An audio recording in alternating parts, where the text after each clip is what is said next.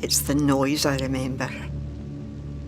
The heavy drone of the planes and then the explosions.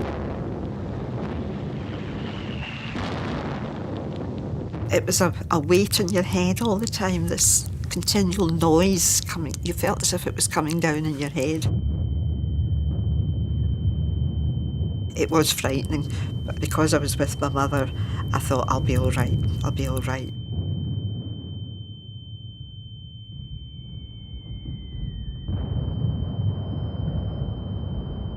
The worst condition was cold, bitterly, bitterly cold. You're talking about 30, 40 below zero.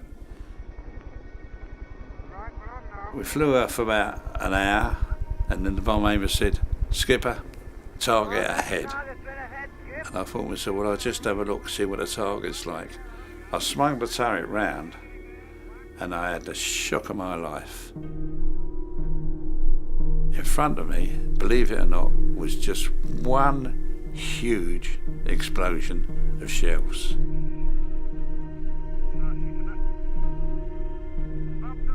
I thought to myself, surely we can't go through that. It was frightening, absolutely frightening.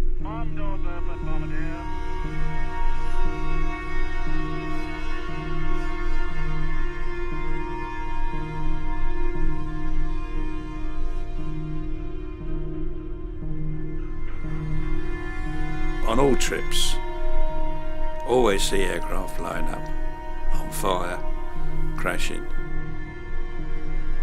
The average time for a bomber crew was 5 trips before we got shot down.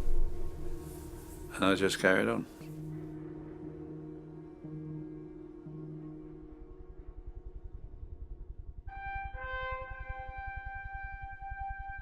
There was a joy to flying this little Spitfire.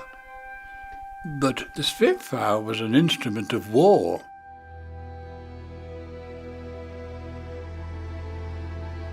When we got into the combat area, our job was just to keep the German fighters away from the Hurricanes so that the Hurricanes could attack the bombers.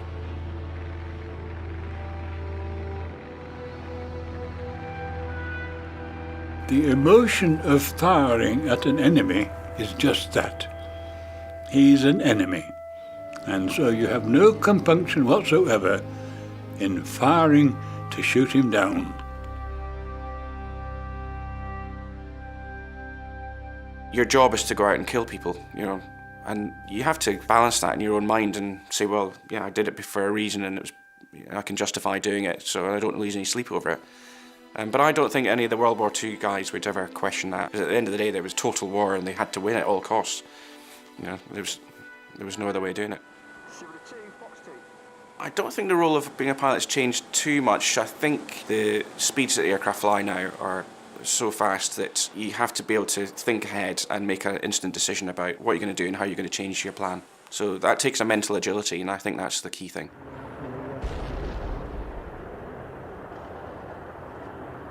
We were scrambled because of the raids on the Tristram and Galahad. You could see the smoke from about 90 miles away, big black column of smoke.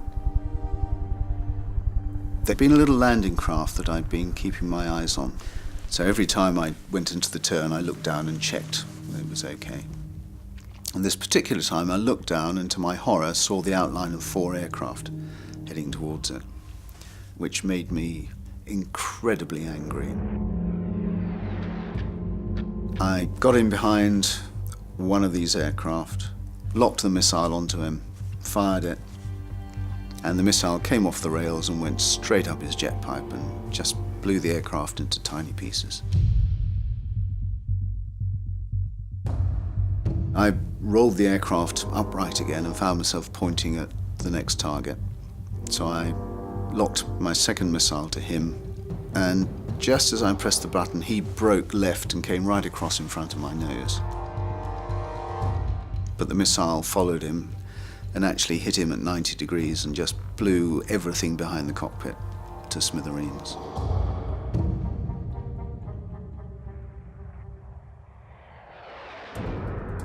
It was the first day of the first Gulf War, We were going to attack an airfield to the southwest of Baghdad. We'd started bugging out from target, and a missile basically went right up our right engine and exploded. Anti-aircraft battery opens up, the bullets, they hit my right-hand wing, it hit the Sidewinder missile, it ignited the rocket propellant, and a 4-metre torch flame shot out the front of the wing and slowly but surely started to cut our right-hand wing off. My navigator, John Nichol, he started screaming, "We're on fire, we're on fire." And I said, "I know we're on fire." And he said, "No, look back." I couldn't see the back of my aircraft. This wall of flame was coming towards us at an incredible speed.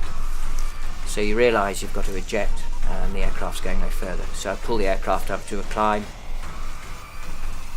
and we pull the handle.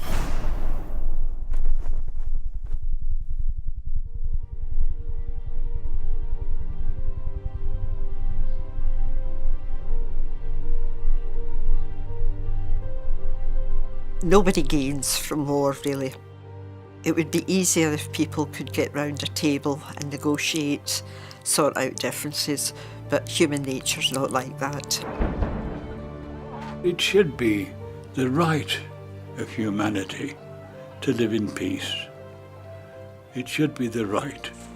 But there are some misguided creatures who decide that they know better and they want to kill others. And it's wrong. Absolutely wrong.